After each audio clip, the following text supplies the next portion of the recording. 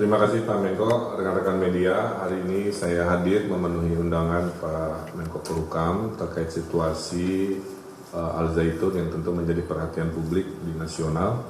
Pada dasarnya kami melaporkan progres dari tim investigasi yang kami bentuk sebagai gubernur yang melakukan investigasi dua arah, melakukan wawancara langsung kepada yang bersangkutan dan tim dari Al Zaitun dan juga melakukan penggalian data lapangan terkait apa-apa yang menyertai permasalahan ini.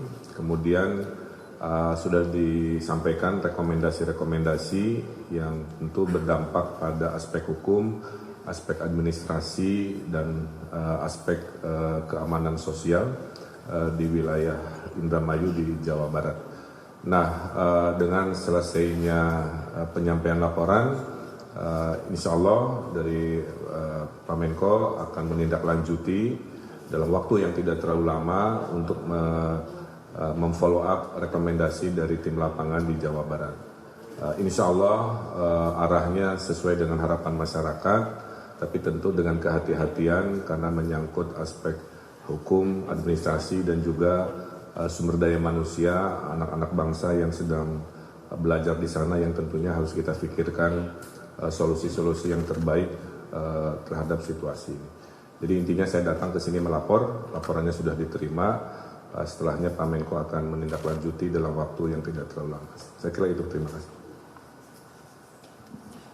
Itulah laporan dari Bapak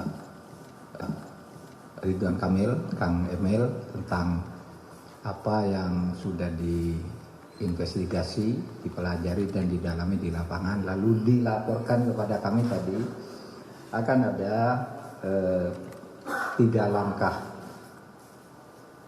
Pertama, semua laporan baik yang masuk langsung ke Kemenko Polhukam maupun yang disimpulkan oleh timnya Kang Emil di Jawa Barat, ada dugaan kuat telah terjadinya 3 masalah. Pertama, terjadinya tindak pidana. Ya, ada beberapa hal tindak pidana.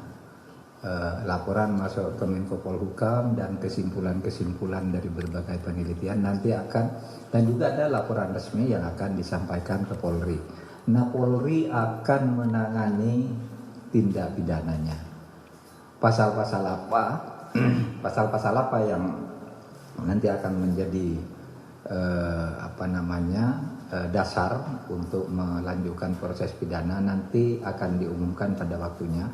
Tapi Polri akan mengambil tindakan karena dari semua pintu yang masuk laporan pelanggaran pidananya, dugaannya sudah sangat jelas dan unsur-unsurnya sudah diidentifikasi. Tinggal diklarifikasi nanti di dalam pemanggilan atau pemeriksaan. Kemudian yang kedua, tindakan yang kedua adalah pemberian sanksi penataan administrasi kepada pondok pesantren, kepada YPI, Yayasan Pendidikan Islam, yang mempunyai kaki pesantren dan kaki lembaga pendidikan secara berjenjang sampai tingkat perguruan tinggi. Nah, ini akan dilakukan tindakan hukum administrasi. Kalau yang pertama tadi tindakan hukum pidana, yang kedua ini tindakan hukum administrasi terhadap Yayasan Pendidikan Islam yang mengelola pesantren Al Zaitun dan sekolah-sekolah madrasah yang dikelola oleh Kementerian Agama. Nah, tindakan administrasi ini dengan tetap menekankan pada pentingnya memberi perlindungan terhadap hak para santri dan murid yang belajar di sana.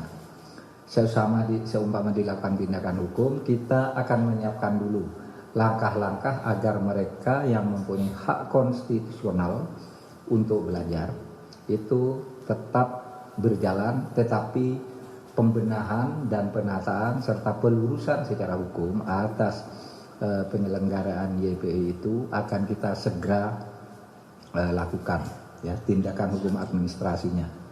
Pidananya akan segera diproses, Kemudian tindakan yang ketiga ini menjadi tugas lagi Kang Emil sebagai gubernur sama Kabinda, Polda, Kesbang,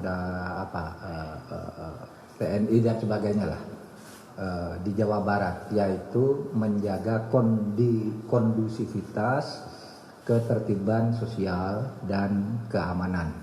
Nah, kita pasrahkan yang di lapangan, tolong dikoordinasikan dengan seluruh aparat. Kalau perlu koordinasi dengan pusat dalam hal-hal tertentu, kita buka jalur dengan Pak Gubernur gitu untuk mendata itu. Jadi 3 tindakan ya: pidana, administrasi, dan sosial keamanan, tertib sosial dan keamanan.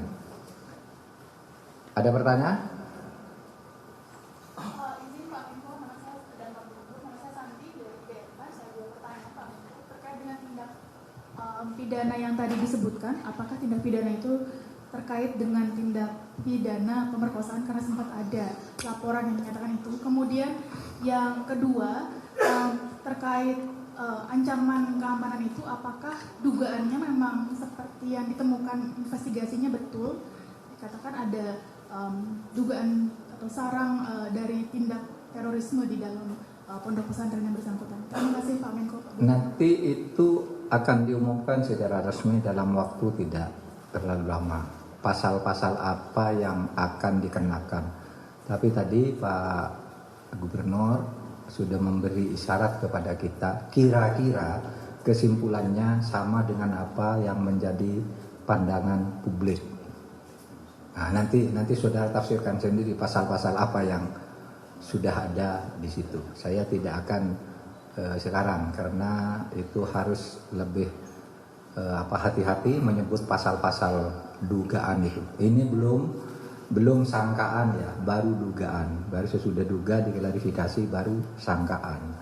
Sesudah sangkaan baru dakwaan. Sesudah dakwaan tuntutan. Sesudah tuntutan vonis kan gitu. Dengan macam-macamnya gitu. Gitu. Jadi ini masih panjang. Jadi saudara jangan salah. Tindak pidana itu kepada perorangan, ya, kepada pribadi. Kemudian tindakan administratifnya akan dilakukan kepada institusi YPI, ya, dengan penekanan menyelamatkan dan melindungi hak-hak belajar para santri dan murid-murid sekolah yang dikelola oleh YPI. Lalu tindakan ketertiban sosial dan keamanan itu di lapangan, Pak Gubernur yang akan mengkoordinir. Jadi kami sudah berbagi tugas nih. Kementerian Agama untuk urusan hukum administrasinya dikoordinir oleh Pak Deputi 6. Kemudian masalah hukum itu tadi dari Polri bersama BNPT dan Kejaksaan. Kemudian yang ketertiban masyarakat dan keamanannya ada di Pak Gubernur. Jadi jangan dicampur aduk ya.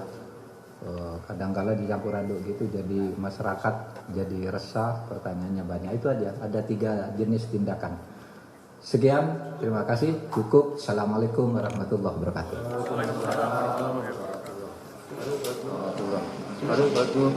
Terima kasih banyak.